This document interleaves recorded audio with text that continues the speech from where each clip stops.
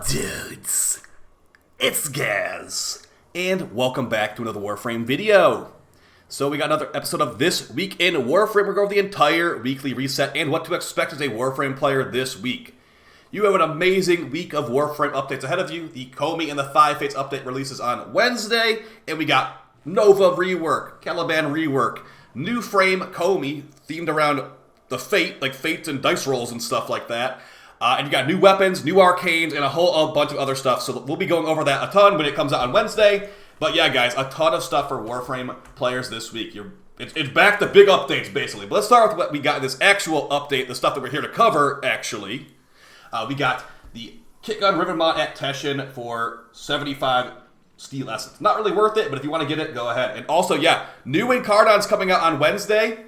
Make sure you grab that Kuva from Teshin, because I'm Kuva broke. I need to roll these ribbons. We got new Incarnons for upcoming weapons. Now, as far as should you grab your Incarnons for the weekly reset before Wednesday, I would say you're safe to grab them, but reminder that it might actually not come out until next Sunday. We don't know entirely, but also you'll probably be able to buy them for plat too. So I would say you should be safe to grab Incarnons tonight, and it will likely reset it on Wednesday, so your progress might get overridden. So if you want to get these Incarnons, knock it out before Wednesday. I know it's a lot of grinding before Wednesday, but yeah, no guarantees that it will not reset. Looks like Sevagoth is going to be telling me about my resource booster. Never mind, Zordis. But yeah, we got a ton of stuff on Wednesday, guys. Also, remember too, Caliban is getting reworked. There's also going to be a free Caliban for logging into the game starting on Wednesday too. So if you want to get a free Caliban with it, and he has a really cool new skin coming out, make sure you are signing in for the first couple days of the update. All right, let's take a look at our Archithes wares over here. Whoa, pretty generous offerings this week. We got an Orokin Reactor and Orokin Catalyst, both for Pathos Clamps. But be careful with those Pathos Clamps, because those new Incarnons are going to likely take 20 Pathos Clamps each. But yeah, you got a Orokin Catalyst blueprint for 20 Pathos, and Orokin Reactor blueprint for 20 Pathos. This is one of the only ways in the game to get these for free, because they're usually platinum purchases. So great stuff there. You might be doing a lot of Aura Worm fights this week to get those Pathos. As far as the other stuff that they've got, we got a pistol ribbon mod for 15. There's no new pistols coming on this update, I don't think. So, oh no, I guess the Sicarus Incarnon and the Sestra Incarnon might be pretty good, but yeah. Kuva and Exilus Weapon Adapter. So, yeah, as far as the new Incarnons, we don't know anything about them besides that they exist, but I'll be doing full coverage on those. Basically, that's going to be one of my top priorities of the update. We'll be getting all the new Incarnons instantly and max them out. I've already got ribbons for them. I got full builds on them. You just got to see how strong they really are. I'm hearing whisperings that the boss fight for the EDA might have finally returned after 6 months of absence. So we'll have to go take a look at that. But before we get to that, we have the Archon hunt right here with an Amber Archon shard with a Snake Archon. And as far as the mission types, you got the Spy mission, Defense mission, and the Final Boss Showdown. Since this boss fight can do some Toxin procs on you, normal shield gate can be a little bit dangerous sometimes. So make sure you got a frame that can take a Toxin proc hit. All right, let's go to the Stinked Up Anatomica, and I'm hearing these whisperings and rumors that the boss fight's back.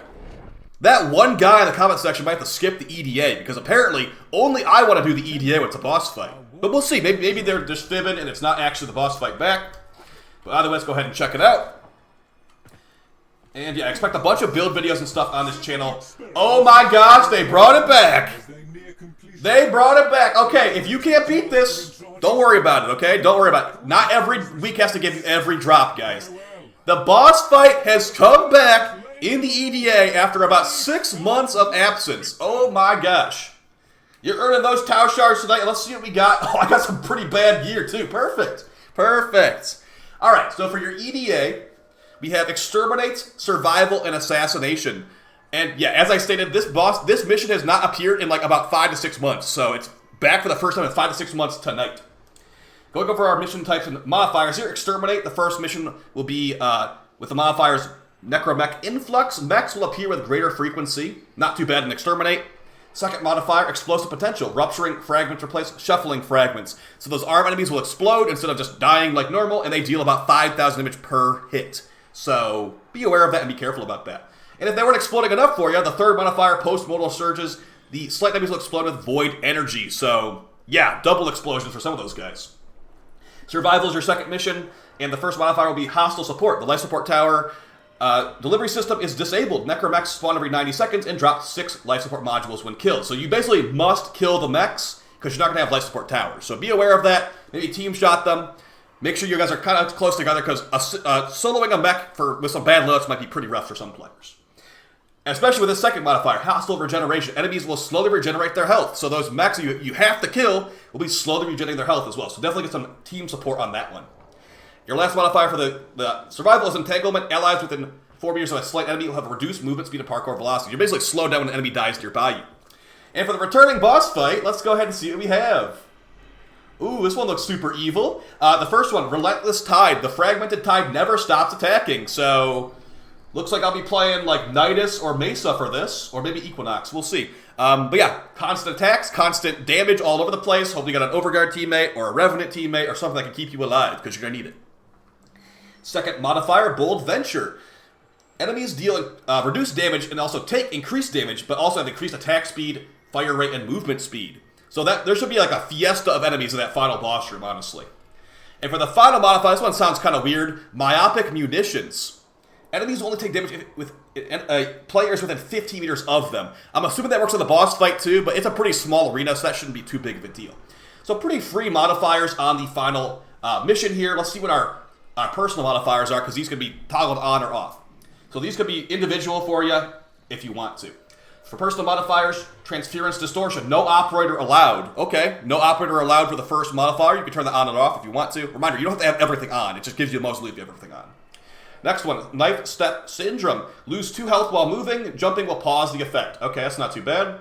Secondary Wounds. Gain 1 puncture stats like every time you take damage. That should maybe work with that.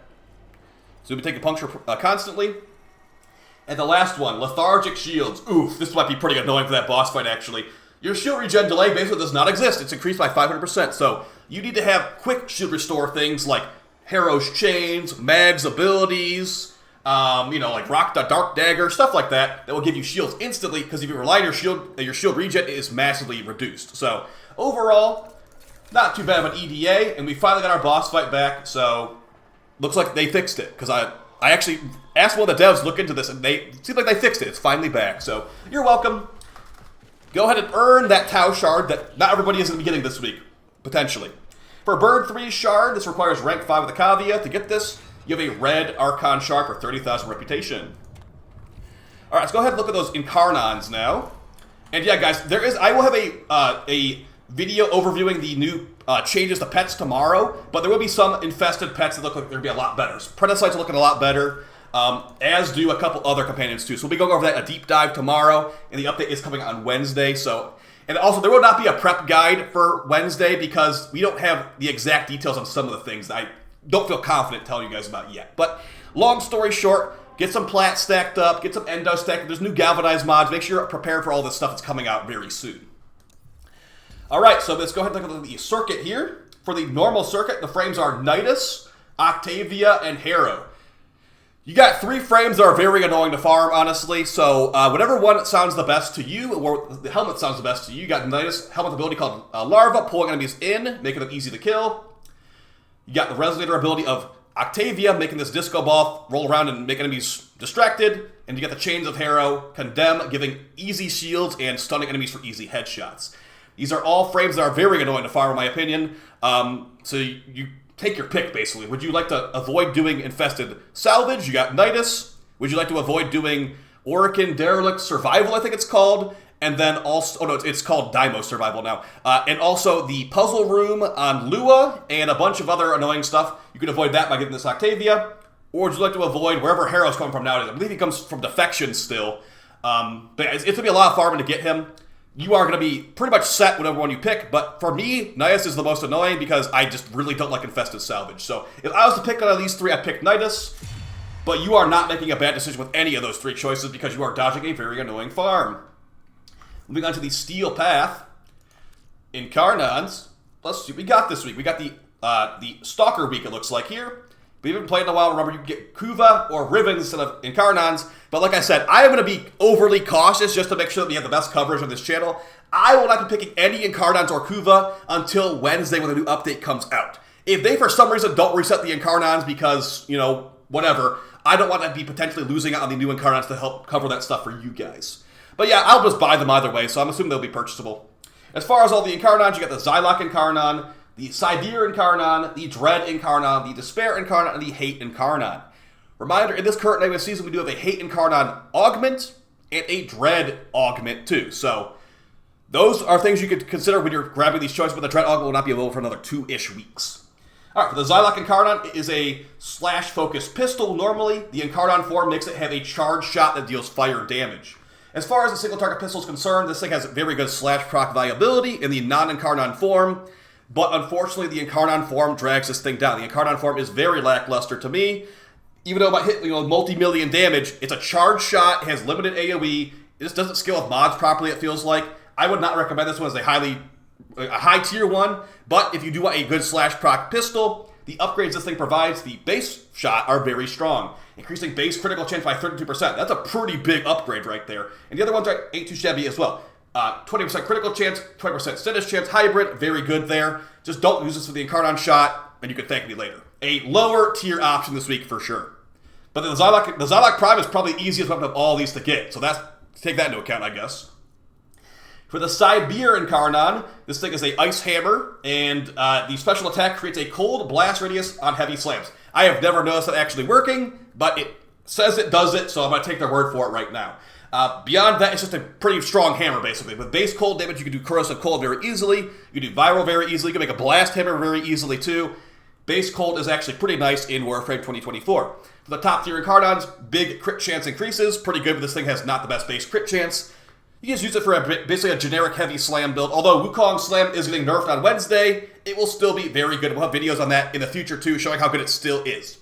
But a decent option for Wukong Slam. I don't really use it because my Riven's not as good as my Magistar Riven, and the Magistar is better for Slam Wukong, but this is acceptable. It's definitely acceptable. I like this thing. It's a weapon for Frost, pretty much a gigantic piece of ice on a stick. Powerful enough for what it is, but yeah, don't expect a crazy special attack on this because it doesn't really have it. For the Dread Incarnon, that new augment Unseen Dread's coming on in a couple weeks, and that's going to be giving you invisibility after you hit multiple enemies with the Dread Arrow. So, as far as the Incarnon, what it does, the railgun arrows of the Dread are going to be given to you after you get some headshots, and it will cover like an entire hallway in fire damage. You can mod for blast pretty easily, but the Paris Prime to me is better. That's why hopefully Unseen Dread pushes this thing above to like Paris Prime level or above even, because it will give you 175% critical damage.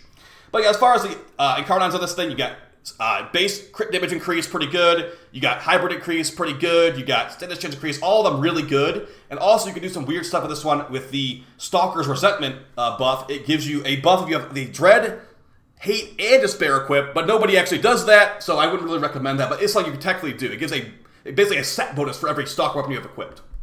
Now the Despair Incarnon, basically a lower popularity Incarnon, let's put it like that. And it did not get an augment this season, unfortunately, although the Hate and the Dread did, and they were already more popular. But yeah, once this thing becomes Incarnon form, after some headshots, the daggers you throw will explode in fire damage. They have very good damage, actually, and very good crit potential. They're actually base silent, too, a silent explosion with no mods needed. So if you want to go like an invisibility character and have a built-in silencer on your AoE weapon, you could try this out.